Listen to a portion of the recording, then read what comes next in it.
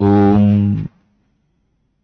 तव कथामृतं तप्त जीवनम्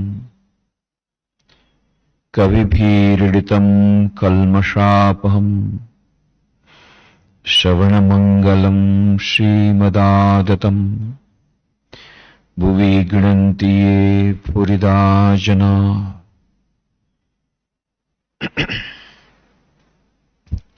श्री रामकृष्ण कथामृत पर આપણે જે 220 ચર્ચાઓ કરી તેમાં આપણે જોયું કે કેવી રીતે શ્રી રામકૃષ્ણ દેવના સંસ્પર્શમાં મહેન્દ્રનાથ ગુપ્ત માસ્ટર મહાશય આવે છે અને નીકળ્યા હતા તેઓ આત્મહત્યાના ઈરાદાથી, પરંતુ શ્રી રામકૃષ્ણના સંસ્પર્શમાં આવી અદ્ભુત શાંતિ મળે છે, નવું જીવન મળે છે અને પછી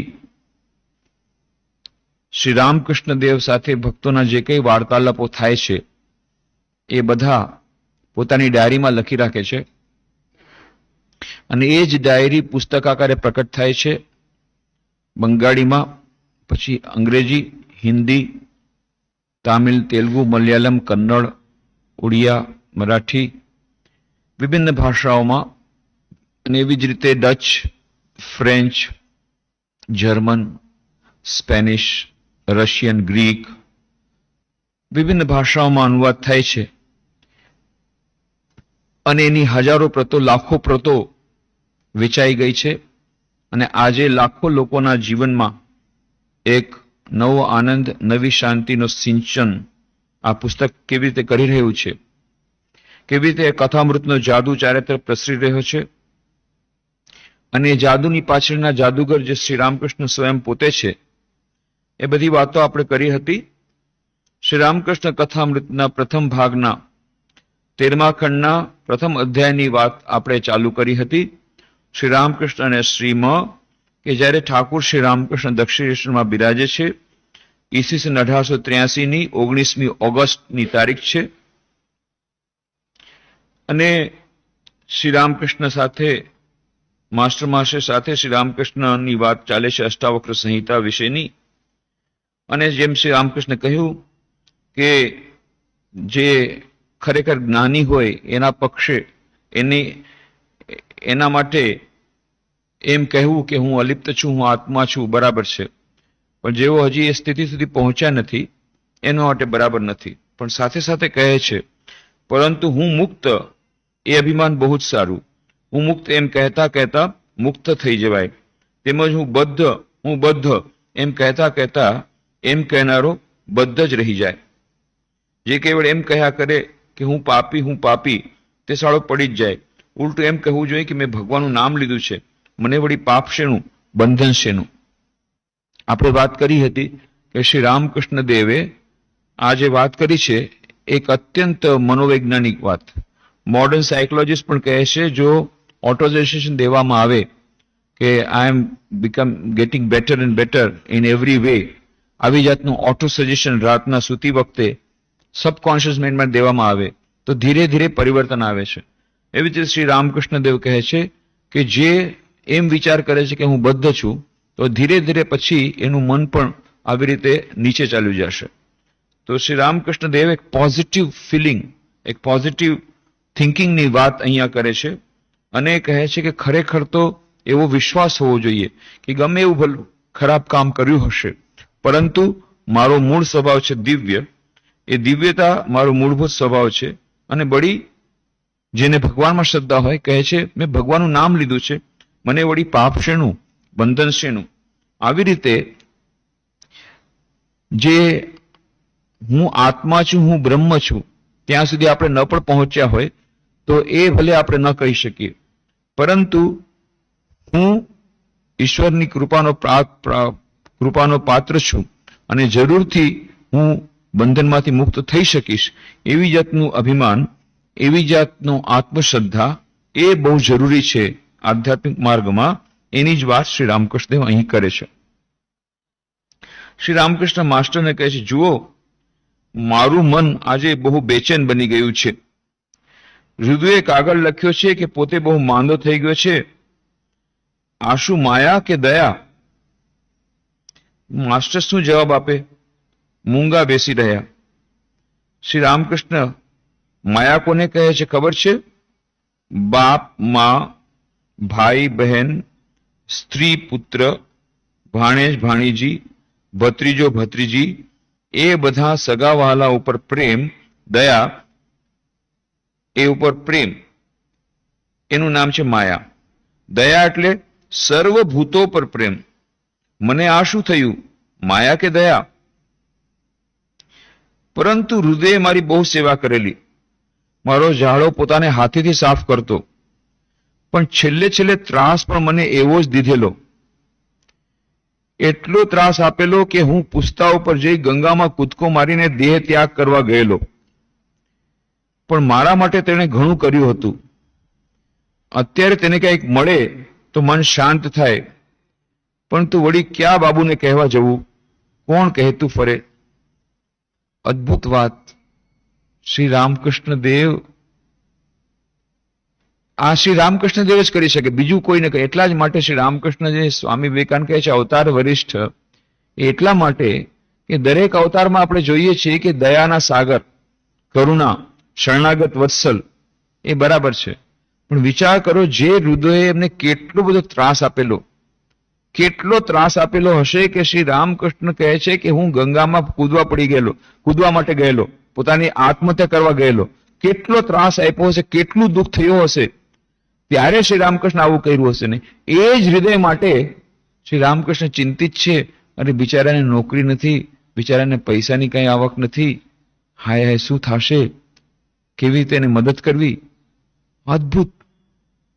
કોઈએ આપણને જરાક પણ ત્રાસ આપ્યો હોય, જરાક પણ દુઃખ આપેલું હોય, તો આપણે આખી જિંદગી યાદ રાખીએ અને વારંવાર બધાને કહેતા ફરીએ કે જો આને જરાય મદદ નહીં કરતા, હો, કોઈ પણ હાલતે એને મદદ નહીં કરે, એને મને બહુ દુઃખ આપ્યું છે. એટલું એની ભગવાને પ્રેમ કરી કે એને બરાબર મજા ચખાડજો. અને ભગવાને પણ એવી પ્રાર્થના કરી, જરાક જિંદગીમાં એકાદ વાર કોઈ કે જરાક થોડું દુઃખ આપ્યું હોય તો. અને શ્રી રામકૃષ્ણ દેવને હૃદયે કેટલું બધું દુઃખ આપ્યું, વર્ષો સુધી દુઃખ આપ્યું. પણ અદ્ભુત. શ્રી રામકૃષ્ણ પૂછે છે, પોતે જ કહે છે, પોતાના સગાવાલા ઉપર જે પ્રેમ છે એનું નામ છે માયા. બધા ઉપર પ્રેમ, દયા. તો મને શું પ્રેમ, મને શું દયા થયું કે માયા થયું? આપણને બહારથી તેમ જ લાગે આ તો માયા છે. કેમ? હૃદયરામ મુખર્જી, હૃદયરામ રિદુ, એ તો શ્રી રામકૃષ્ણ ભાણેજ હતા. શ્રી રામકૃષ્ણ કાકી હતા. એ કાકીના દીકરી હતા હેમાંગીની દેવી. એ હેમાંગીની દેવીનો દીકરો હતો હૃદયરામ, એટલે એનો ભાણેજ થયો.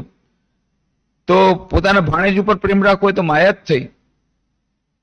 પણ શ્રી રામકૃષ્ણ દેવ એના ઉપર એટલા માટે પ્રેમ નથી રાખતા કારણ કે ભાણેજ છે. શ્રી રામકૃષ્ણનો પ્રેમ બધા પ્રત્યે છે, જીવ માત્ર પ્રત્યે છે. એટલું જ નહીં, જે માણસ એને એટલું બધું દુઃખ આપે કે એને ગંગામાં કૂદવા માટે થઈને વિવશ થવું પડે, એટલું જે દુઃખ આપે એને માટે પણ પ્રેમ છે. અદ્ભુત. કેવું મોટો એક ઉદાહરણ, અદ્ભુત ઉદાહરણ. એમાં 2 કે 3 વસ્તુઓ.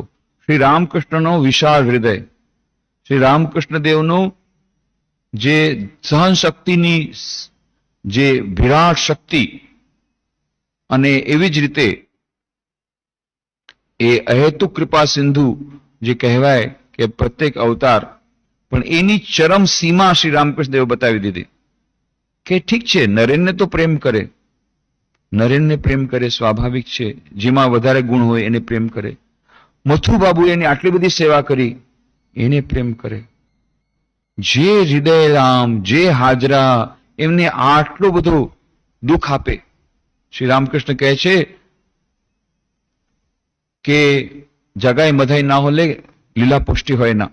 જગાઈ મધાઈ એ જે હતા ચૈતન્ય લીલામાં પાત્ર હતા. વિલિયનનો પાત્ર હોય તો જ સિનેમા જામે, તો જ રમત જામે. ફક્ત હીરો હિરોઈન હોય તો કઈ એનાથી કઈ રમત જામે નહીં, ફિલ્મ જામે નહીં, કે નાટક જામે નહીં. નાટકમાં જ્યારે વિલિયન હોય તો જ નાટક જામે. એવી જ રીતે જ્યારે પ્રભુ જ્યારે અવતાર ગ્રહણ કરે તો એની સાથે આ થોડાક વિલિયન પણ હોય. એ ખલનાયકની ભૂમિકા હોવી જ જોઈએ, તો જ નાયકની એ ભૂમિકા એ ઉજાગર થાય. તો રાવણ કુંભકર્ણ ન હોય તો એમાં કઈ રામાયણમાં મજા ન આવે. માની લો દુર્યોધનને બાદ દઈ દઈએ મહાભારતમાં કે ભાઈ દુર્યોધનનું પાત્ર બરાબર નથી, તો દુર્યોધનને કાઢી મૂકો, તો પછી મહાભારતમાં મજા શું આવે? રામાયણમાંથી કાઢી મૂકી કે રાવણ કુંભકર્ણને કાઢી નાખો, કૈકેયીને કાઢી નાખો અને મંથરાને કાઢી નાખો. આ ચારે છે ને એ બરાબર નથી, ખલપાત્ર છે, ખલનાયક છે, એને કાઢી નાખો તો વૈધું શું? તો મજા કઈ ન આવે. એ તો મંથરાને મનમાં ઈર્ષા થાય અને એ કૈકેયીને કાન ભંભેરણી કરે અને પછી કૈકેયી આ પેલા મહેલમાં જાય, કોપ ભવનમાં જાય અને કોઈ પણ હાલતે બે વર માંગે અને પછી દશરથ બે વર આપે અને પછી રાજા રામચંદ્ર 14 વર્ષ માટે વનવાસ જાય. પછી વનવાસમાં પછી આવી રીતે સીતાને જો રાવણ ઉપાડી જાય બાવાનો વેશ ધારણ કરીને, અને પછી આવી રીતે વાનરો મળે અને પછી આ લંકામાં જો આખો બ્રિજ તૈયાર કરે અને પછી જઈને રાવણ સાથે યુદ્ધ થાય અને છેવટે પછી એ પણ જલ્દીથી મરે એમ નહીં, છેલ્લે પછી રાવણ મરે, તો ત્યાં સુધી છેલ્લે સુધી આપણને મજા આવે. માની લો પહેલે જ બાણમાં રામને મારી નાખે, રાવણને મારી નાખે, તોય મજા ન આવે. એ તો વચમાં પાછું લક્ષ્મણ પણ બેસુદ થાય, પછી હનુમાનજી એના માટે આખો પહાડ લાવે અને પછી એના માટે જડીબુટ્ટી લાવે અને પછી લક્ષ્મણ પાછા ઊભા થાય, પાછા બીજા રાક્ષસો આવે, મેઘનાદ, આ બધાનો વધ થતો ધીરે ધીરે પછી કુંભકર્ણ આવે, પછી કુંભકર્ણનો વધ, છેલ્લે પછી રાવણનો વધ થાય. ત્યાર પછી મજા આવે કે હા ચલો રામાયણ. અને પછી રામરાજ્ય, પછી રામચંદ્રનો રાજ્યાભિષેક થાય. ડાયરેક્ટલી રાજ્યાભિષેક થઈ જાય તો રામાયણ તો પૂરી થઈ જાય. એક મિનિટમાં રામાયણ પૂરી. રાજ્યાભિષેક કરવાનો છે અને પછી આ કૈકેયીને તો બહુ સારું લાગતું હતું, કૈકેયી માનીતા હતા રામચંદ્રજી, એટલે કૈકેયી પણ આવી રીતે મોજ કરે. અને મંથરા કે ભાઈ આ તો બરાબર નથી થતું, કે ચૂપ રે, મારે મન ભરત અને રામ બરાબર છે એમ કરી અને એની વાત નકારી કાઢે અને કોપ ભવનમાં ન જાય અને 2 વાર ન માગે તો પતી ગયો. 2 મિનિટમાં રાજ્યાભિષેક થઈ ગયો, પતી ગયું. તો રાવણ એમને એમ રહે આખા દુનિયામાં. તો એવી રીતે આ ખલનાયકની ભૂમિકા એ પણ એટલી જ જરૂરી છે. રામકૃષ્ણદેવની લીલામાં જોઈએ છે હૃદય રામ, હાજરા મહાશય, અદ્ભુત લીલા. એ હૃદય રામે 23 વર્ષ રામકૃષ્ણ સાથે રહ્યા. આ પણ એક વિચિત્ર વાત, રામકૃષ્ણદેવના સંસ્પર્શમાં કોઈ એક બીટ માટે આવે, એ પારસમણીના સ્પર્શમાં આવી અને ગમે એવું લૂઢું સોનું થઈ જાય, પણ હૃદયરામ 23 વર્ષ સુધી રહ્યા અને છેવટ સુધી એનો સ્વભાવ ઉલટો બગડતો જ ગયો. એ પણ એક વિચિત્ર લીલા. અહંકાર જો હોય, બાકી બધા દુર્ગુણ ચાલ્યા હોય તો કઈ વાંધો નહીં આવે, પણ જ્યાં અહંકાર આવ્યો પતી ગયું. એના પછી કોઈ પણ સુધરવાની આશા રહેતી નથી. ગમે એટલી ખરાબ મનની સ્થિતિ થાય, પણ જો અહંકાર ન હોય તો બચવાની આશા છે. પણ એકવાર જયારે અહંકાર આવી ગયો એના પછી કોઈ બચાવી શકે નહીં. હૃદયરામને એવું જ થઈ ગયું. 23 વર્ષો સુધી શ્રી રામકૃષ્ણ દેવના સંસ્પર્શમાં રહ્યો. 1857માં આવ્યો તો ઠેઠ 1881 સુધી શ્રી રામકૃષ્ણ દેવના સંસ્પર્શમાં રહ્યો.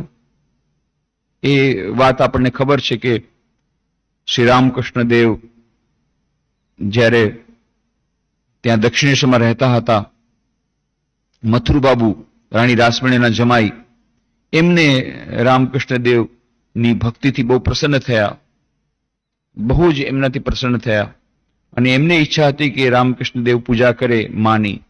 આ તરફ એમના મોટા ભાઈ રામકુમાર એ પણ વૃદ્ધ થતા હતા અને એટલા માટે એમણે વિચાર કર્યો કે રામકૃષ્ણ દેવને અહીંયા પૂજામાં આજે માને સજાવવાની જે વાત છે એ માને સજાવવાની માટે એ રામકૃષ્ણ દેવને નોકરીમાં રાખી લેવા. રામકૃષ્ણ દેવ જાણતા હતા કે મથુર બાબુ આવું કરશે. ને એકવાર રામકૃષ્ણ દેવ અને એ રામકૃષ્ણ દેવના ભાણેજ હતા હૃદયરામ, એ ત્યારે 16 વર્ષના હતા. એને ગામમાં નોકરી નથી લાગી, બર્દવાનમાં નોકરી લાગી, પણ ત્યાં પણ એની નોકરી પછી ન લાગી એટલે બહુ નિરાશ થયા.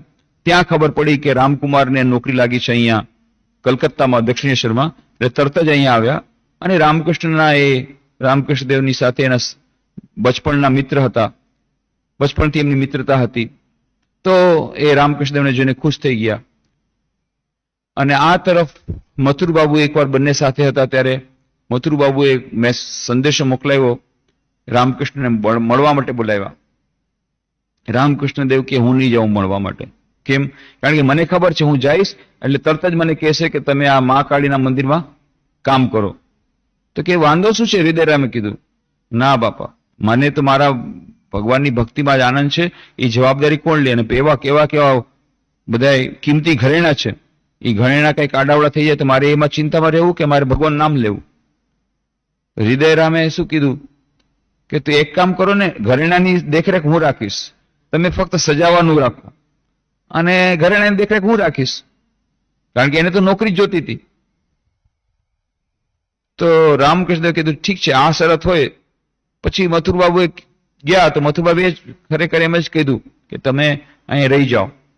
અને આવી રીતે કે ભાઈ હું ઘરેણાની દેખરેખ નહીં રાખી શકું, આ હૃદયરામને તમે ઘરેણાની દેખરેખ માટે રાખો, હું બાકુ સજાવટનું બધું કરી દઈશ. તો મથુરબાબુ માની ગયા. હૃદયરામને ત્યાં જ નોકરી લાગી ગઈ. એના 3 મહિનાની અંદર વિષ્ણુ મંદિર, રાધાકાંતનું મંદિર છે, એમાં પૂજારી લઈ જતા હતા મૂર્તિ, એ પડી ગઈ, ખંડિત થઈ ગઈ. અને પછી મથુરબાબુને બહુ ચિંતા થઈ અને બધાએ એવો જ એક નિર્ણય લીધો કે ખંડિત મૂર્તિની પૂજા કોઈ દિવસ ન થઈ શકે, શાસ્ત્રોમાં કહ્યું છે, એટલે એને પધરાવી દેવી જોઈએ અને નવી મૂર્તિની પ્રતિષ્ઠા કરવી જોઈએ. પણ મથુરબાબુને કંઈક મજા નહોતી આવતી. એટલે આપણે બાબાને પૂછીએ, એટલે કે રામકૃષ્ણદેવને. ત્યાં સુધીમાં રામકુમારજીનું મૃત્યુ થઈ ગયું હતું. એટલે રામકૃષ્ણદેવને મા કાળીના મંદિરમાં રાખવામાં આવ્યા હતા.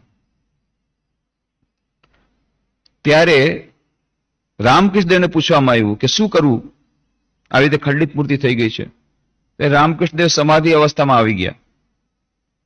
સમાધિ અવસ્થા પછી નીચે ઉતરીને સમાધિ અવસ્થાથી સહજ અવસ્થામાં આવીને કહે છે, અચ્છા, રાણી રાસમણીના જમાઈને કદાચ અકસ્માત થાય અને એનો પગ તૂટી જાય તો શું કરશો? એને ગંગામાં પધરાવશો કે એને સારવાર કરશો? એટલું સચોટ ઉદાહરણ હતું. તો કે ના, એ તો આપણે તો રાણી રાસમણી જમાઈ એટલે કે મથુરબાબુ તો ત્યારે આખો દેખરેખ રાખતા હતા કે ના, એનું ટ્રીટમેન્ટ કરાવશું. તો કે આમાં પણ એવું જ કરવું જોઈએ, ભગવાનનું પણ ટ્રીટમેન્ટ કરો, ભગવાનને વિસર્જન કરવાની કઈ જરૂર નથી. અને પછી રામકૃષ્ણદેવ પોતે બહુ જ અદ્ભુત કલાકાર હતા. એમણે પોતે મૂર્તિ એટલી સરસ રીતે જોડી દીધી, કોઈને ખબર ન પડે કે આવી રીતે એ ખંડિત થઈ હતી મૂર્તિ. અને એ જ મૂર્તિની પૂજા થવા માંડી અને રામકૃષ્ણદેવને જ પૂજારી તરીકે નિમવામાં આવ્યા. એના પછી જયારે રામકુમારનું મૃત્યુ થયું ત્યાર પછી રામકૃષ્ણદેવ કાળી મંદિરમાં પૂજારી તરીકે ગયા અને હૃદયરામે રાધાકાંતના મંદિરની પૂજા તરીકેનો પૂજારીનો ભાર સ્વીકાર કર્યો. એ ખંડિત મૂર્તિ હજી પણ પડી છે. ઘણા વર્ષો સુધી ખંડિત મૂર્તિની પૂજા થતી હતી. કારણ કે શ્રી રામકૃષ્ણદેવ પોતે કહ્યું હતું કે ખંડિત મૂર્તિની જરૂર, પણ પાછળથી રાણી રાસમણીના ગુજરી ગયા પછી, મથુરબાબુના ગુજરી ગયા પછી એ દક્ષિણેશ્વરમાં ઘણા બધા એમાં કાવા દાવા થયા હતા, કોર્ટમાં કેસ થયા હતા ટ્રસ્ટીઓની વચ્ચે. આજે પણ એ કાવા દાવા બધા ચાલે જ છે. હજી સુધી રામકૃષ્ણ મિશનના કંટ્રોલમાં એ દક્ષિણેશ્વર આવ્યું નથી. ઘણી બધી પ્રયત્નો કર્યા હતા, પણ મહાપુરુષ મહારાજ સ્વામી શિવાનંદજી કહ્યું હતું કે એકવાર દક્ષિણેશ્વર આવશે. વચમાં તો બહુ જ ગંદુ રહેતું હતું. હવે ધીરે ધીરે થોડું એમાં સફાઈનું કામ ચાલે છે, પણ હજી સુધી એ દક્ષિણેશ્વરમાં ગડબડ છે. અને એટલા માટે એ લોકોએ થોડા વર્ષો પૂર્વે એ જે રાધાકાંતનો જે ભગવાનની જે મૂર્તિ હતી, ખંડિત મૂર્તિ, એને અંદર રાખી દીધી અને નવી મૂર્તિ પધરાવીને નવી મૂર્તિ વચમાં જે છે એ રાધાકાંતના મંદિરમાં તમે જાઓ તો જે મુખ્ય મંદિર છે, મુખ્ય વચોવચ, ત્યાં હવે નવી મૂર્તિ છે. પરંતુ જે ખંડિત મૂર્તિ હતી, જેની રામકૃષ્ણદેવ પૂજા કરી હતી, જેની રામકૃષ્ણદેવ પોતે સમારકામ કર્યું હતું, એ મૂર્તિને ડાબા તરફ રાખી છે, અલગથી રાખી છે. અને ત્યાં બાકી બધું પણ હજી પણ જોવા મળશે. એ જોઈને અમે લોકો જોયું, બહારથી દેખાતું નહીં. પણ એક દિવસે અમે માત્ર થોડાક સંન્યાસીઓ બેલુમઠથી ગયા હતા, ત્યારે એમને અંદર લઈ ગયા, કોઈને જવા નથી દેતા, પણ અંદર લઈ ગયા અને પછી ધ્યાનથી જોયું એ કપડાની નીચે, ત્યારે ખબર પડી કે હા એ ખંડિત હતી. નહીં તો બહારથી ખબર ન પડે કે ખંડિત મૂર્તિ હતી. આજે પણ એ ખંડિત મૂર્તિ સાચવીને રાખવામાં આવી છે રાધાકાંત. એ જે હોય તે. અને આવી રીતે હૃદયરામને નોકરીમાં રાખ્યો અને હૃદયરામ એ રામકૃષ્ણ દેવની દેખરેખ રાખવા માંડ્યા. અને પછી એવો સમય આવ્યો કે રામકૃષ્ણ દેવ એકદમ ભાવ અવસ્થામાં રહેવા માંડ્યા અને સાધનામાં ડૂબી ગયા.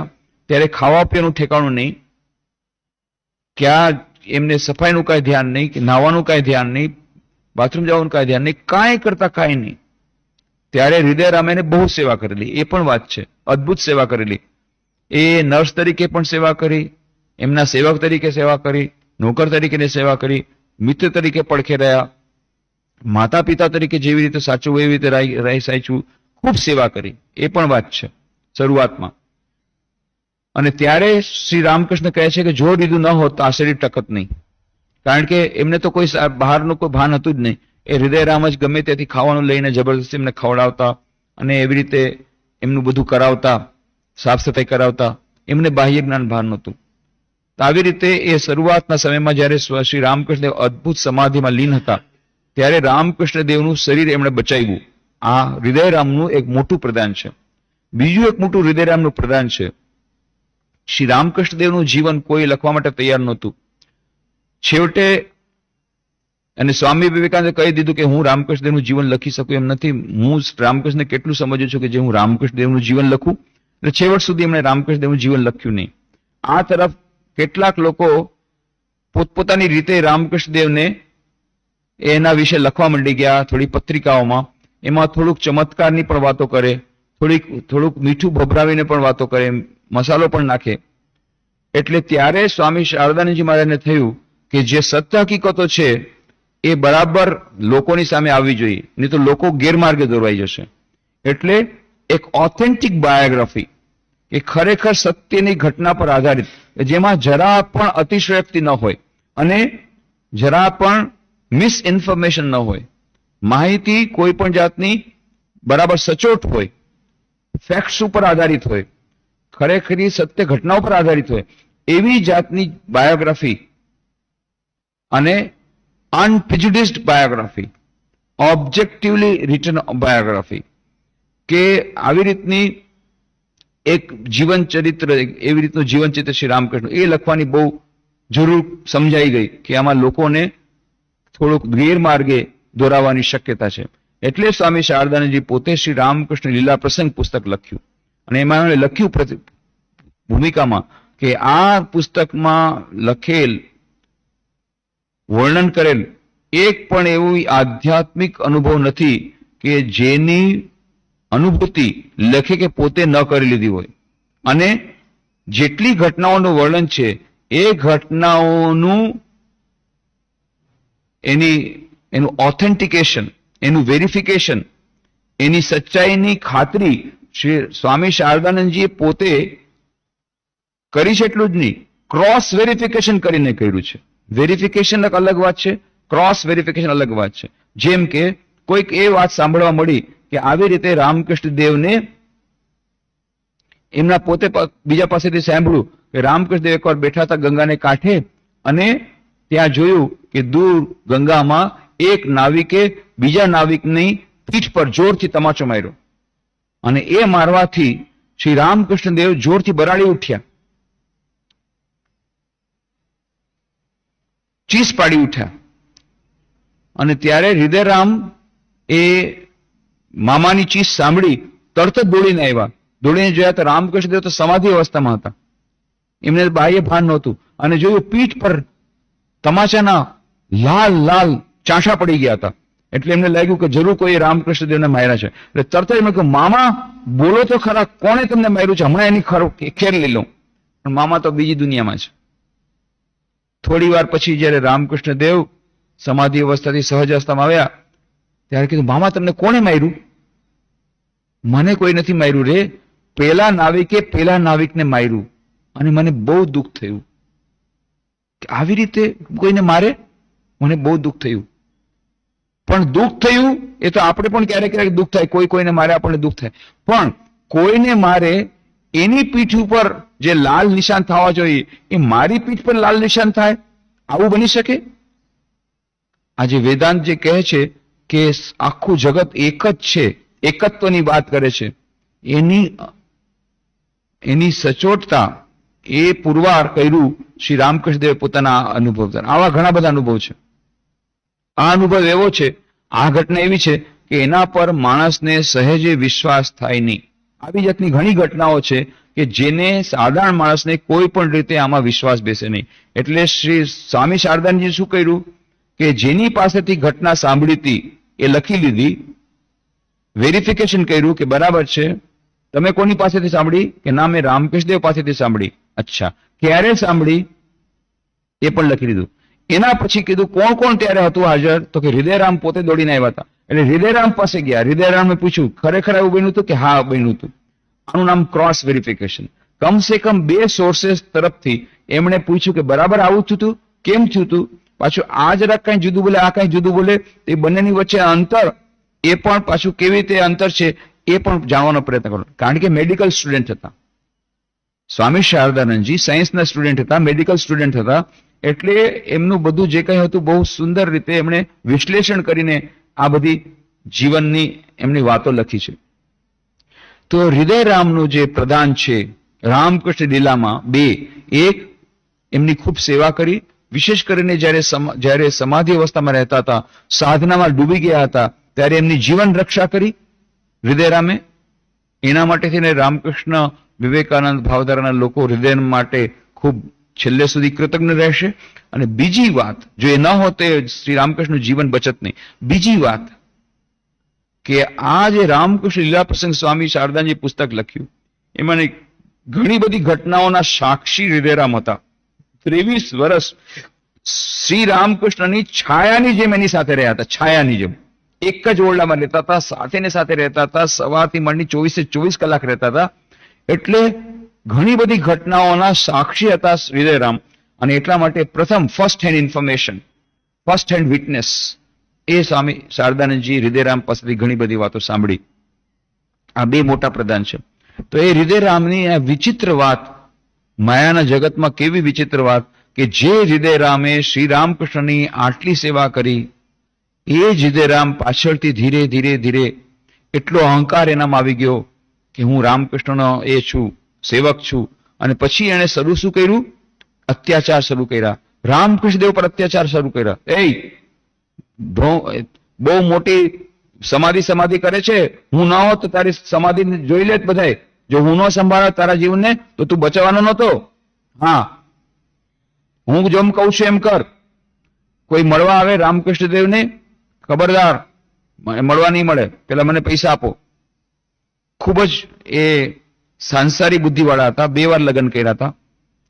પહેલી વારની પત્ની મરી ગઈ, પછી થોડોક એને વૈરાગ્ય આવ્યો હતો 1-2 વર્ષ, પણ પાછો વૈરાગ્ય પાછો જતો રહ્યો. પાછી બીજી પત્ની કરી અને દિવસ રાત એને એક જ ચિંતા, કેવી રીતે મારે પૈસા ભેગા કરવા. અને એટલા માટે થઈને એક વાછરડું એક દિવસ લઈ આવ્યો. વાછરડું લઈ આવ્યો અને એને ખવડાવવા લાગ્યો ઘાસ, કે આ વાછરડું મોટું થશે, પછી એને પોતાના ગામડે લઈ જશે અને ત્યારે એ બળદ થશે અને પછી આવી રીતે એ ખેતરમાં કામ કરશે. આ વાત સાંભળીને રામકૃષ્ણ તો સમાધિ ચાલે, બેહોશ થઈને પડી ગયા, બેભાન થઈ ગયા.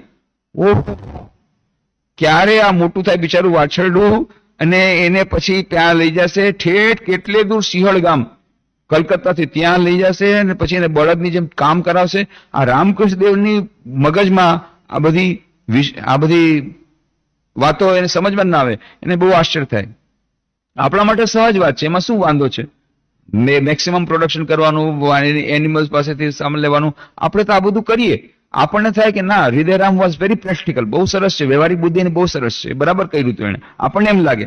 અને રામકૃષ્ણદેવને આ બધું સમજાય જ નહીં. ઓહો, આવી આટલું બધું બિચારા નાનકડા વાછરડા ઉપર અત્યાચાર, એટલે દૂર એને બિચારાને ચાલીને લઈ જશે, એ એને સમજમાં ના આવે.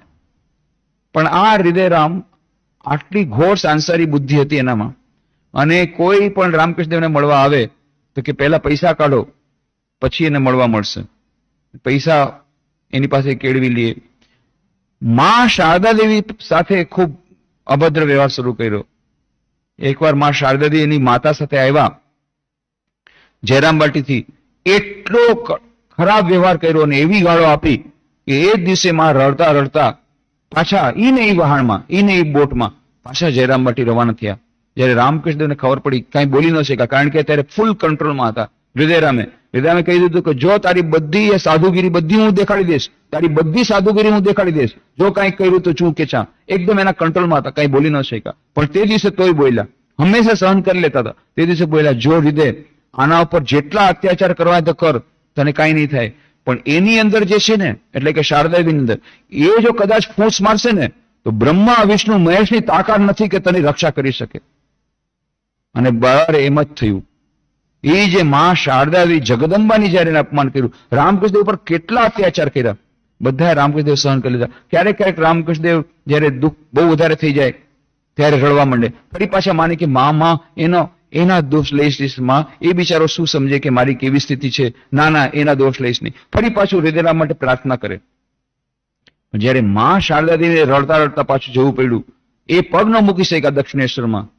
બસ એના થોડા દિવસની અંદર એ 1881માં કોઈ વિશેષ સ્નાન યાત્રાનો દિવસ હતો અને ત્રૈલોક્યનાથ એટલે કે મથુરબાબુના દીકરા એ એના ફેમિલી સહિત એના પત્ની, નાની બાળકી, 8 વર્ષની બાળકી સાથે મંદિર આવ્યા હતા. અને ત્યારે વિનાશ કાળે વિપરીત બુદ્ધિ કર્મના ફળ મળે જ છે. બસ આ હૃદયરામને કઈક કુબુદ્ધિ સૂજી કે આ બાળકી છે એની હું પૂજા કરું જગદંબા રૂપે. એને તાંત્રિક પૂજા પણ બધા કરવાની બધો શોખ હતો એને, કે હું રામકૃષ્ણદેવ હું બધી પૂજા કરું, હું તાંત્રિક થાઉં, હું આમ થાઉં. હતા નિમ્ન જાતિના હતા. જો કોઈ બ્રાહ્મણ નિમ્ન જાતિની કોઈ કન્યાને આવી રીતે પૂજા કરે તો પછી એ વિવાહના 3 દિવસની અંદર વિધવા થાય, એવી જાતની વાયકા હતી. એટલે રડવા માંડી કે અરે મારી દીકરી વિધવા થઈ જશે, બ્રાહ્મણે પૂજા કરી લીધી એની. ત્રૈલોક્ય બાબુને જયારે ખબર પડે, તરત એને ઓર્ડર કર્યો, ગેટ આઉટ, કહી દે અને ગેટ આઉટ. બસ ત્રૈલોક્ય બાબુ કીધું, એ હૃદયરામને તરત દક્ષિણેશ્વરમાંથી ગેટ આઉટ થવું પડ્યું. પછી રડતો રડતા આવ્યો રામકૃષ્ણદેવ પાસે કે ચાલો મામા આપણે સાથે જઈએ, બીજું મંદિર બનાવીએ અને આપણે સાથે રહી અને કરશું. રામકૃષ્ણ કે ના બાપા, હું તારી સાથે નહીં રહી શકું. પણ હૃદયરામ કે તમારે મારી સાથે આવવું જ પડશે. પણ છેવટે એ બહાર ગયો, પણ રામકૃષ્ણદેવની એટલી દયા આવી તો બાજુમાં જઈને જદુનાથ મલ્લિકના બગીચામાં રહેતો હતો. રામકૃષ્ણદેવ ચોરી છુપીથી એને પોતાનો જે ખાવાનો પ્રસાદ એ એને મોકલાવે. આટલું બધો અત્યાચાર કર્યો હતો તેમ છતાં એ એને મોકલાવે.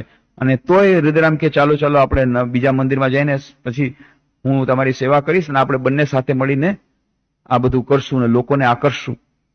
એ મારાથી નહીં થાય. અને છેવટે પછી એ ઘરે ગયો, ગામડે ખેતરે શરૂઆત કરી.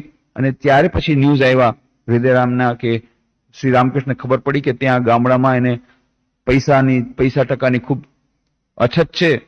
તો રામકૃષ્ણને ચિંતા થાય છે કે બિચારોને ખાવા પીવાની મુશ્કેલ છે, આટલી બધી મુશ્કેલ છે અને નોકરી નથી, તો શું કરું? વિચાર કરો કે એટલું બધું દુઃખ આપ્યું હતું. રામકૃષ્ણ પોતે કે છે એક દિવસે હું ગંગામાં પડવા ગયો હતો. કેટલું દુઃખ હશે કે રામકૃષ્ણદેવને વિચાર આવ્યો હશે કે એના કરતા ગંગામાં મરી જવું સારું, આનો આટલો દિવસ રાત અત્યાચાર સહન, કેટલું દુઃખ સહન કર્યું હશે. તો વિચાર કરો. એ લક્ષ્મીનારાયણ મારવાડી 10,000 રૂપિયા દેવા આવ્યો. રામકૃષ્ણદેવ તો સાંભળીને તરત જ બેહોશ થઈ ગયા. કીધું ખબરદાર જો આવી વાત કરી તો હું પૈસાનો સ્પર્શ કરી શકતો નથી, પાસે રાખી શકતો નથી.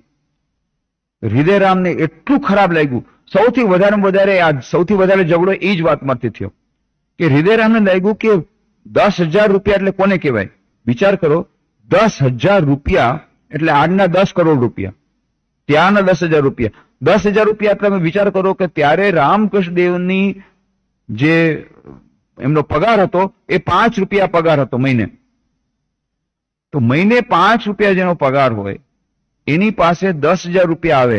અને એ લક્ષ્મીનારાયણ મારવાડીએ કીધું કે એ વખતે કે હું 10,000 રૂપિયા હું નાખી દઈશ તમારા માટે, તો એના વ્યાજથી 40 રૂપિયા આવે મહિને, કે જેમાંથી તમારી બધી સેવા પૂજા થાય. વિચાર કરો કેવડી મોટી ઓફર ગણાય. 10 કરોડ રૂપિયા દઈને કોઈ દેવા માટે આવે અને જો આપણે એને ના પાડીએ અને જો કોઈ સાથે તમારી સાથે હોય બરાબર હિસાબ વાળો માણસ, તેને કેટલું દુઃખ થાય. એટલે હૃદયરામને બહુ દુઃખ થયું કે આ તો હવે બેવકૂફીની હદ થઈ ગઈ. હવે આ સામેથી 10,000 રૂપિયા દેવા આવે છે અને હાવ મૂર્ખ મારા મામા, અને હાવ ના પાડી દીધી. એ ત્યાગનો મહિમા સમજતા નથી કે કેવા ત્યાગેશ્વર છે. એ ઉલટાને એમ વિચાર કરે છે કે સાવ બેવકૂફીની હવે તો હદ કરી નાખી. માની લો 10-15 રૂપિયા લઈને આવ્યો હોત લક્ષ્મીનારાયણ મારવાડી તો આપણને એટલું દુઃખ ન થાય કે 2 મહિનાનો પગાર. 10,000 રૂપિયા કોને કહેવાય? ઈ લઈને આવ્યો છે કે મહિને 40 રૂપિયા મળવાના છે ને બધું આમ ઘી અને કેળા જ ખાવાના છે. પછી તો કેટલી મજા મજા મજા મજા. અને એ 10,000 રૂપિયાની ઓફર ઠુકરાવી દીધી. પછી એને લક્ષ્મીનારાયણ મારવાડીને સમજાવ્યો કે તું એક કામ કર, તું મને દઈ દે અને હું એની સેવા કરીશ. એટલે લક્ષ્મીનારાયણ મારવાડી પછી રામકૃષ્ણ દેવ તો એક કામ કરો, તમે તમારી પાસે નથી સાચવી શકતા અને તમે ન લઈ શકો તો કાંઈ નહીં, મેં એમ નક્કી કર્યું છે કે હું હૃદયરામ દઈ દઈશ. રામ કીધું ખબરદાર, હૃદયરામને પણ નહીં આપવાનું. હૃદયરામની પાસે રહેશે એ મારી સેવામાં જ વપરાશે તો મારું અકલ્યાણ થશે. હૃદયરામને પણ તમે નહીં આપી શકો. આવી જયારે વાત કરી ત્યારે હૃદયરામને બહુ ગુસ્સો આવ્યો. એને થયું કે હવે આ મામાને એકદમ ખતમ કરી નાખવું છે, બસ બીજું કઈ નહીં. કે આ આટલી મોટી ઓફર ખતમ કરી નાખી. ત્યારથી મામા ઉપર બહુ વધારે ગુસ્સો થવા માંડી ગયો અને કે તમે સાવ મૂર્ખા છો અને તમે સાવ અવ્યવહારુ છો, તમને કોઈ જાતની ગતાગમ નથી, પૈસા કોને કહેવાય કાંઈ ખબર નથી પડતી તમને લોકોને, તમને સંસારની કઈ ગતાગમ નથી, તમને કાંઈ ગતાગમ નથી. અને પછી કોઈ મળવા આવે તો પેલે એના પાસે કે લાવો રૂપિયા, પછી તમે રામકૃષ્ણદેવને મળવા જઈ શકશો. અને રામકૃષ્ણદેવને એટલા મૈણા મારે, એટલા માણે, અરે તમારી બધી સાધુગીરી, તારી બધી સાધુગીરી નીકળી જાત જો હું ન હોત તો. હું છું એટલા માટે તું આજે જીવતો છો, સમજો. એમ કરીને મામાને જયારે ખૂબ અપમાન કરવાનું શરૂ કર્યું, એટલું બધું અપમાન કર્યું કે રામકૃષ્ણદેવ કહે છે કે છેવટે જયારે દુઃખ એટલું બધું, જયારે એક દિવસે એવું કીધું ત્યારે કહે છે કે હું ગંગામાં પડવા માટે ગયો હતો અને ગમે તેમ કરીને બચી ગયા હતા. વિચાર કરો કેટલું દુઃખ આપ્યું હશે કે રામકૃષ્ણદેવ કહે છે હું ગંગામાં પડવા ગયો હતો ને એ જ હૃદયરામની પત્ર આવ્યો છે કે એને જરા કઠિન પરિસ્થિતિ છે, પોતાના કર્મનું ફળ ભોગવે છે. સાક્ષાત ઈશ્વરના અવતાર કોઈ સાધારણ સંતનું પણ જો કોઈ અપમાન કરે તો એને ફળ ભોગવવું પડે છે. અને આ તો સંત શિરોમણી નહીં, અવતાર વરિષ્ઠ ભગવાનનું આટલું બધું અપમાન કર્યું અને માં શારદા સાક્ષાત જગદંબાનું આટલું બધું અપમાન કર્યું, આટલું બધું દુઃખ આપ્યું. એ હૃદયરામ પોતાના કર્મનું ફળ ભોગવી રહ્યો છે અને આવી રીતે આર્થિક પરિસ્થિતિ ખરાબ છે. અને એ જયારે લખે છે રામકૃષ્ણ દેવને કે આવી રીતે મને કોઈ નોકરી મળી જાય તો સારું, અને રામકૃષ્ણ દેવ એના માટે દિવસ રાત ચિંતામાં છે કે મારું મન ખરાબ છે. વિચાર કરો કેવું રામકૃષ્ણ દેવનું મન હશે. બીજા કોઈ હશે તો હા બહુ સારું થયું, લાભ ઈ જ લાભનો છે, આટલું મને જે તકલીફ આપી હતી બરાબર કર્મનો સિદ્ધાંત કામ કરે છે, લે બહુ સારું છે, મર ભૂખે મર. પણ નહીં, એટલા બધા ચિંતામાં છે. રામકૃષ્ણ કહે છે શું કરવું શું નહીં, દિવસ રાત ચિંતામાં છે. અરે હૃદય, એને બિચારાને ખાવાની પીવાની તકલીફ છે. અને પછી રામકૃષ્ણ થાય છે એ કોને કહું. રામકૃષ્ણ પણ જુઓ, એ જે સંત મહાત્મા લોકોને બધાને આ પ્રોબ્લેમ હંમેશા નડે. એનું હૃદય એટલું કોમળ હોય કે બીજાને મદદ કરવા ચાહે. સાથે ને સાથે એ કોઈને સિફારિશ કરવી કે કોઈ આને નોકરી લગાડી દો કે આ કરાવી દો, એ એને ગમે નહીં. આ બધાને આ પ્રોબ્લેમ નડે. આ તરફ એને બહુ ઈચ્છા થાય કે હું આને મદદ કરું, પણ at the same time Shri Ramakrishna કહે છે પણ કોણ કહેતું ફરે કે આવી રીતે તમે નોકરી લગાડી દો. કેમ કે જ્યારે કોઈની સિફારિશ કરવા જાય છે ત્યારે જાણે કે એક સિદ્ધાંત છે કોઈને મદદ કરવાનો, કોઈને સેવા કરવાનો. આ સિદ્ધાંત તો બરાબર ચાલ્યો, એ કોઈને મદદ કરવા માટે, કોઈને સહાયતા કરવા માટે થઈને ભીખ માગવાની છે. પરંતુ જ્યારે એ કોઈને સિફારિશ કરવાની વાત આવે ત્યારે ગડબથલ થાય, સિફારિશ કરવી કે નહીં અને કોણ કહેતું ફરે. એક બહુ જ પેચીદો સવાલ, બહુ જ એક ગડમથલ મનમાં થાય કે શું કરવું. આ તરફ ઈચ્છા પણ થાય છે કે ના એને મદદ કરું, બિચારો દુઃખી છે. આ તરફ કોને કેવું, કેતા બહુ શરમ આવે, બહુ સંકોચ આવે. કેમ? સંત લોકો હંમેશા એ કોઈ દિવસ આમ હાથ કરે જ નહીં, હંમેશા આમ જ કરે. એને કોઈ દિવસ આમ ઈચ્છા થાય જ નહીં કે હું કોઈ પાસે માગું. યદિચ્છા લાભ સંતુષ્ટો, આવે પોતાની મેળે આવે બરાબર છે, પણ ભીખ માગવાનું એની ઈચ્છા ન થાય. પણ આવી રીતે આ રામકૃષ્ણદેવને કહે છે કે મને ત્યારે થયું કે કોઈને કહું પણ કેતા સંકોચ થાય છે, કોને કહું. આ ગડમથલમાં છે. એ નરેન્દ્રનાથનું પણ એવું જ થયું. નરેન્દ્રનાથનું જયારે બહુ તકલીફ હતી જ્ઞાનેન્દ્રનાથે કીધું, તમે માને કયો કે મારાથી તો મનમાં, મારા મોઢામાંથી એવું નહીં નીકળે કે તમે માં, હું તો ભક્તિ સિવાય કઈ માગતો નથી. પણ એટલું બધું દુઃખ થયું, નરેનને આટલું બધું દુઃખ છે, દિવસ રાત રામકૃષ્ણદેવ ચિંતન કરે છે, રે જે આવો પૈસાવાળાનો દીકરો અત્યારે ખાવા પીવાના સાસા છે. તો ઘણા લોકો, જે લોકો આવે, મોટા મોટા લોકો એને કહે છે, હે આ નરેનને જરા તકલીફ પડી છે તો કઈ નોકરી વોકરી છે? જયારે નરેનને આ વાતની ખબર પડી, સ્વામી વિવેકાનંદને, ત્યારે કીધું, શું મહાશય તમે આવું બધી વાત કરો છો?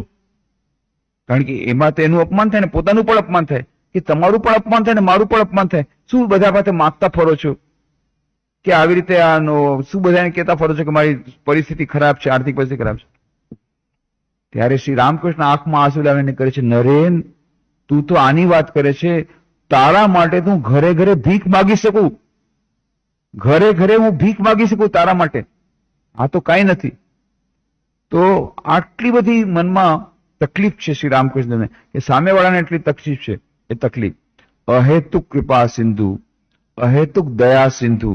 દરેકે દરેક અવતારમાં આપણે જોઈએ છીએ કે વિભીષણ આવ્યા, શત્રુના પક્ષના છે, પણ શરણાગત થયા, રામચંદ્રજી શરણાગતિ સ્વીકાર કરી લીધી. ભલે જે કણ શરણાગત થયો, ગમે હોય, રાક્ષસ હોય, પણ મારે શરણે આવ્યો છે, હું એને અભયદાન આપીશ.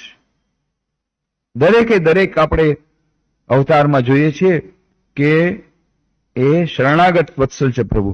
રામકૃષ્ણ દેવના જીવન ચરિત્રમાં તો જોઈએ છે અદ્ભુત વાત, અદ્ભુત પરાકાષ્ઠા, કે જે માણસ એમને આટલું બધું દુઃખ આપે કે એમને આત્મહત્યા કરવા માટે, મરવા માટેની ફરજ પડતી હોય, એવા માણસ માટે પણ ચિંતન કરે છે. અરે બિચારાને નોકરી નથી, અરે બિચારાને કોઈ જોવાવાળું નથી, કદાચ જો નોકરી મળી જાય તો કેવું સારું. અદ્ભુત એ દયા સિંધુ શ્રી રામકૃષ્ણ દેવની વાત જ અદ્ભુત છે. એટલા જ માટે સ્વામી વિવેકાનંદ કહે છે, અવતાર વરિષ્ઠ શ્રી રામકૃષ્ણ કહે છે, એટલો ત્રાસ આપેલો કે હું પૂછતા ઉપર જઈ ગંગામાં કૂદકો મારીને દેહ ત્યાગ કરવા ગયેલો, પણ મારા માટે તેણે ઘણું કર્યું હતું. અત્યારે તેને કંઈક મળે તો મન શાંત થાય. બોલો, મનમાં અશાંતિ છે, રામકૃષ્ણના મનમાં અશાંતિ છે, પોતાને બધું છે, પોતે આનંદમાં છે, પણ બીજા મનમાં અશાંત છે, એટલા માટે પોતે મનમાં અશાંત. પરંતુ વળી ક્યાં બાબુને કહેવા જવું, કોણ કહેતું ફરે? એ જ વાત છે, ક્યાં બાબુને કહેવા જવું, કોણ કહેતું ફરે? આ કહેવાનું કોઈને બહુ જ ખરાબ લાગે અને આ કહેવાની ઈચ્છા થાય, પણ આ તરફ કહેવામાં બહુ સંકોચ થાય. આ બધી વાતો સિફારિશ કરવાનો.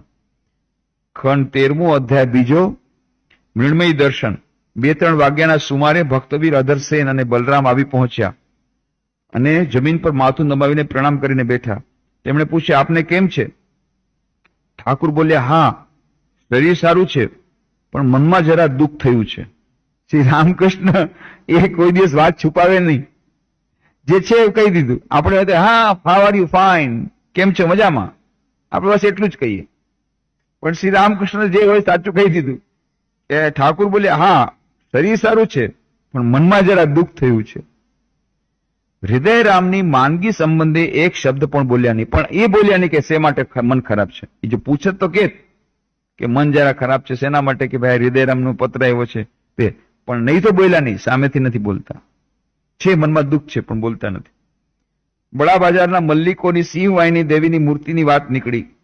શ્રી રામકૃષ્ણ, હું એકવાર સિંહવાહિનીના દર્શને ગયેલો હતો. એ લત્તાના એક મલ્લિક કુટુંબની કુળદેવીના દર્શન કર્યા. જૂનું પુરાણું મકાન, એ લોકો ગરીબ થઈ ગયા છે. એક બાજુ પારેવાની ચરક, તો બીજી બાજુ લીલ બાજી ગઈ છે, ત્રીજી બાજુ ભીતમાંથી ચૂનો કરે છે, એવું બધું. બીજા મલ્લિકોના ઘરમાં જેમ સિંહ નજરે ચડે છે તેમ આ ઘરમાં નહીં. માસ્ટરને પૂછે છે શ્રી રામકૃષ્ણ, વારું એનો અર્થ શું કહવો જોઈએ? માસ્ટર મૂંગા બેસી રહ્યા છે. માસ્ટર બહુ જોરદાર માણસ છે, ચૂપચાપ બેસી રહ્યા છે. માસ્ટર રામકૃષ્ણદેવ જયારે જયારે આવા પ્રશ્ન પૂછે પેચીદા, માસ્ટર માણસ ચૂપચાપ, એને ખબર છે આના પછી રામકૃષ્ણ પોતે જવાબ આપશે, ચૂપચાપ બેઠા છે, મૂંગા, કઈ બોલતા નથી. શ્રી રામકૃષ્ણ પછી કહે છે, જુઓ, જેના જે કર્મોનો ભોગ બાકી હોય તેણે ભોગવવો જ પડે. સંસ્કાર, પ્રારબ્ધ એ બધા માનવા જોઈએ. ગમે એટલી પૂજા કરીએ છીએ ભગવાનની, પણ પેલા જે તીર છૂટી ગયું, જે સંચિત કર્મો છે, ક્રિયમાણ કર્મો છે, જે કર્મોએ પોતાનું કર્મોનું શરૂ કરી દીધું છે, એ તમે કંઈ કરી શકો નહીં. ગમે એવા ભક્તો, ગમે તેવા સારા કામ કરો, હા પણ ભવિષ્ય સુધરી શકે. પણ અત્યારે વર્તમાનમાં જે થઈ ગયું, જેના માટે જે પ્રારબ્ધ ભોગવવાનું છે એ પ્રારબ્ધ ભોગવવું જ પડે. પણ મા શારદાદેવી કહે છે થોડુંક ઓછું થઈ શકે પ્રાર્થના કરવાથી, શરણાગત થવાથી. શ્રી રામકૃષ્ણ જુઓ, જેના જે કર્મોનો ભોગ બાકી હોય તેણે તે ભોગવવો જ પડે. સંસ્કાર, પ્રારબ્ધ એ બધા માનવા જોઈએ. વળી એ ભાંગેલા મકાનમાં જોયું તો ત્યાં પણ સિંહ વાહિનીના ચહેરા પરનો ભાવ જળહળ થઈ રહ્યો છે. આવિર્ભાવ માનવો પડે. હું એકવાર વિષ્ણુપુર ગયો હતો. ત્યાં જૂના હિન્દુ રાજાઓએ બંધાવેલા મજાના મંદિરો છે. ત્યાં ભગવતીની મૂર્તિ છે. આપણે જે ફિલ્મ બતાવી હતી રામકૃષ્ણદેવની, in the footprints of Shri Ramakrishna બતાવી હતી, એમાં આ બધું બતાવ્યું છે. ત્યાં ભગવતીની મૂર્તિ છે. નામ મૃણમયી. મંદિરની પાસે મોટા મોટા તળાવો છે. કૃષ્ણબંધ, લાલબંધ વાળું તળાવના જળમાં ઉવટણાની ગંધ આવી. એ શા માટે કહો જોઈએ? હું તો જાણતો ન હતો કે સ્ત્રીઓ મૃણમયીના દર્શને આવે ત્યારે માતાજીને ઉવટણું ધરે છે. વળી તળાવની પાસે મને ભાવ સમાધિ થઈ ગઈ. ત્યાં સુધી મૂર્તિઓ તો હજી જોઈ પણ ન હતી. એ ભાવાવેશમાં તળાવની પાસે મૃણમયીના દર્શન થયા. કમર સુધી મૂર્તિ. બોલો, શ્રી રામકૃષ્ણ દેવનો એવો અદભુત આધ્યાત્મિક ભાવ, એટલો બધો ભાવ છે કે ત્યાં વિષ્ણુપુરમાં જઈને એમને ખબર નથી કે માથામાં ઘસવાનું જે તેલ સ્પેશિયલ વિશેષ પ્રકારનું હોય એ નાખે છે, એ ધરે છે માને, પણ એની ગંધ એમને આવી ગઈ. અને હજી તો માના દર્શન નથી કર્યા. ભાવ અવસ્થામાં એમને માના દર્શન પહેલા જ થઈ ગયા અને પછી એમણે મૂર્તિ જોઈ. આ અદભુત શ્રી રામકૃષ્ણ દેવનો આધ્યાત્મિક અનુભૂતિ. આ સમય દરમિયાનમાં ભક્તો બધા આવીને ભેગા થતા જાય છે. કાબુલના રાજવિપ્લવ અને યુદ્ધ, અફઘાન યુદ્ધની વાત નીકળી. 1883 ની આપણે વાતો કરી રહ્યા છીએ ને. 19મી ઓગસ્ટ ઈસવીસન 1883 એ ઇતિહાસના પાના જોવા પડે ત્યારે અફઘાનનું યુદ્ધ ચાલતું હતું. કાબુલના રાજવિપ્લવ અને યુદ્ધ, અફઘાન યુદ્ધની વાત નીકળી. એક જણ કહે છે કે યાકુબ ખાનને ગાદી પરથી ઉઠાડી દેવો મૂકવામાં આવ્યો છે. તે જ ભક્ત પરમહંસદેવને કહે છે કે પણ મહાશય, યાકુબ ખાન એક પરમ ભક્ત. શ્રી રામકૃષ્ણ, વાત એમ છે કે સુખ દુઃખ એ દેહ ધારણનું ફળ. કવિ કંકણની કહેવાનો એ છે કે યાકુબ ખાન જો ભગવાન ભક્ત હતો તો કેમ એણે રાજ ગુમાવ્યું? એનો જવાબ આપે છે શ્રી રામકૃષ્ણ કે આપણે કર્મના ફળનું વાત, કર્મના સિદ્ધાંતને માનવો પડે. કવિ કંકણની રચેલી ચંડીમાં છે એ કાલુવીરને જેલમાં પૂર્યો હતો. તેની છાતી ઉપર મોટો પથ્થર મૂકી રાખ્યો હતો. આમ જુઓ તો કાલુવીર ભગવતીનો વરપુત્ર. દેહ ધારણ કરીએ એટલે સુખ દુઃખનો ભોગ છે જ. શ્રીમંત મહાભક્ત, એની માં ખુલના ઉપર ભગવતી કેટલો બધો સ્નેહ રાખતા, પણ એ શ્રીમંતને કેટલી બધી વિપત, તેને બારી નાખવા સારું વધસ્થાનમાં લઈ ગયા હતા. એટલે આ જે ઘણા બધા જાતના દુઃખો સહન કરવા પડે છે ભક્તોને, ત્યારે ભક્તોને લાગે છે ના ભગવાન તો છે જ નહીં. આપણા મનમાં સમજમાં નથી આવતું કેમ ભક્તોને દુઃખ આવે, પણ આ આપણા બુદ્ધિની દૂરની વાત છે, આપણે સમજી ન શકીએ. પણ શ્રી રામકૃષ્ણ કહે છે કર્મના સિદ્ધાંત દ્વારા સમજી શકાય કે એ કર્મ એટલા બાકી રહી ગયા હશે. અને બીજી વાત કરે છે જ્યારે દેહ ધારણ કરો તો સુખ દુઃખ છે જ. ઇવન ભગવાન પોતે જ્યારે દેહ ધારણ કરે છે એમને પણ ગળામાં કેન્સર થાય, તો આપણી વાત ક્યાં છે? કૃષ્ણ ભગવાન, રામચંદ્ર, એને 14 વર્ષનો વનવાસ ભોગવવો પડે, એને કાંટા લાગે, એને આટલું દુઃખ થાય, તો આપણે ક્યાંના? આપણે તો સાધારણ જીવ. એટલા માટે આ બધું જ્યારે આપણે દેહ ધારણ કરીએ તો એનું ટેક્સ આપવું પડે. શ્રી રામકૃષ્ણ કહેતા હતા કે જો કે મકાન તમે ભાડે રાખો તો ટેક્સ તો દેવું પડે, ભાડું તો ભરવું પડે અને ટેક્સ દેવું પડે. એવી જ રીતે આ શરીર છે એ શરીર ભાડે લીધેલું છે. જ્યાં સુધી મરશું નહીં ત્યાં સુધી આપણે એનું ભાડું તો દેવું જ પડે, આ ટેક્સ દેવું પડે. આ છે ટેક્સ, એટલે કે બીમારી થાય, સુખ દુઃખ આવે, આ બધાને સહન કરવા પડે. તેને મારી નાખવા સ્વરૂપ વધસ્થાનમાં લઈ ગયા હતા. એક જણ કઠિયારો પરમ ભક્ત હતો. તેને ભગવતીના દર્શન થયા. ભગવતીએ તેના પર કેટલો સ્નેહ દર્શાવ્યો અને કૃપા વરસાવી, પણ તેનું કઠિયારાનું કામ મટ્યું નહીં. ભગવતી દર્શન દીધા, બધું કર્યું, પણ એ કઠિયારો જ રહ્યો.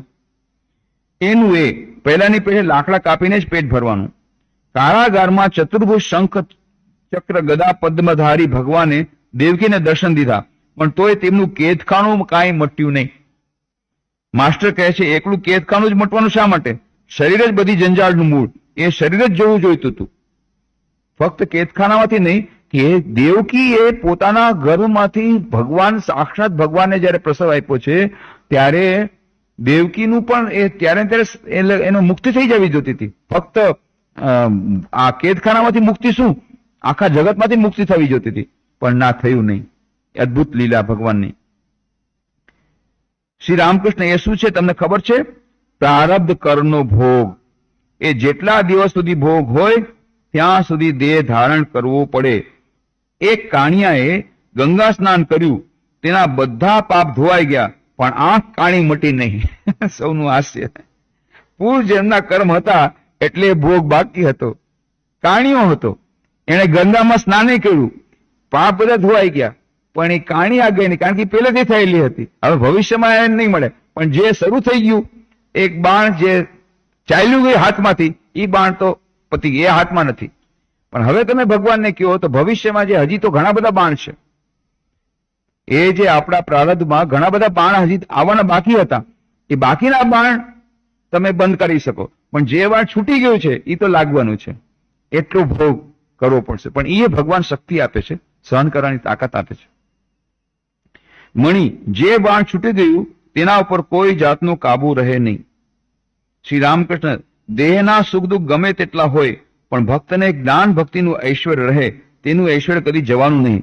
જુઓ ને, પાંડવોને કેટલી વિપત્તિ હતી, છતાં એ વિપત્તિમાં પણ તેઓ એક વાર પણ આત્મજાગૃતિ ખોઈ ન હતી. તેમના જેવા જ્ઞાની, તેમના જેવા ભક્તો ક્યાં છે? કેટલી સુંદર વાત શ્રી રામકૃષ્ણ કહે છે. એ પાંડવોની વાત, કેટલું દુઃખ પડ્યું. એ છેવટે ભીષ્મ પિતામાં રડે છે કે અરે, જેની સાથે ભગવાન સાક્ષાત સ્વયં પોતે દિવસ રાત સાથે છે, અને એવા ભક્તોને આટલું બધું દુઃખ, મને તો કઈ સમજાતું નથી. આ અજ્ઞાન છે મારું અજ્ઞાન. આટલો બધો જ્ઞાની થયો પણ આ જ્ઞાન મને આવ્યું નહીં, એટલા માટે રડું છું. અને કુંતી માતા પ્રાર્થના કરે છે, હે પ્રભુ, વારંવાર અમારા ઉપર વિપત્તિ આવો, હજી દુઃખ આપો. અરે, આટલી વિપત્તિ ઓછી છે, આટલું દુઃખ આપ્યું તો ઓછી છે? કે ના, જ્યારે જ્યારે તમે વિપત્તિ આપો છો ત્યારે અમે તમારું સ્મરણ કરીએ છીએ, અને જ્યારે વિપત્તિ નથી આપતા ત્યારે ભગવાન અમે તમને ભૂલી જઈએ છીએ. જ્યારે વિપત્તિ આવે છે ત્યારે તમને સ્મરણ કરીએ છીએ, જ્યારે સ્મરણ કરીએ ત્યારે તમારું દર્શન થાય છે. પ્રભુ, તમારા દર્શન થઈને અમે કૃતાર્થ થઈ જાય છે, માટે હજી ભગવાન હજી વિપત્તિ આપો. આ બીજું કોઈ આવી પ્રાર્થના ન કરી શકે. આપણે તો જરાય ન કરી શકીએ.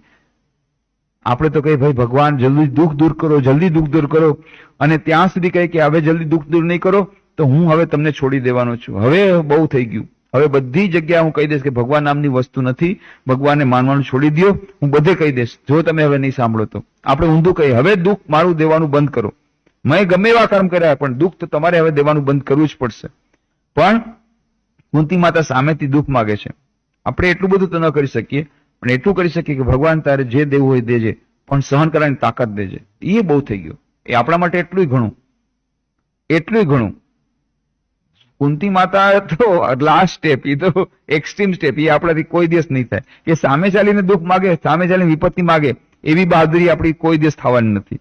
પણ એટલું કરી શકીએ કે ભાઈ હવે જે કંઈ અમારા પોતાના કર્મને કારણે ભોગવવાનું છે એ ભોગવવાની છે શક્તિ આપતું અમને, જેથી અમે હસતા હસતા સહન કરી શકીએ, અને પછી હવે બીજા આપણે કર્મોમાંથી મુક્ત થઈએ, એવી કૃપા કર. એટલી પ્રાર્થના તો આપણે અવશ્ય કરી શકીએ. તો આજે આપણે અહીં જ વિરમીએ, બાકીની ચર્ચા આવતા રવિવારે. ઓમ શાંતિ શાંતિ શાંતિ. હરિ ઓમ તત્સત. શ્રી રામ કૃષ્ણાર્પણમસ્તુ.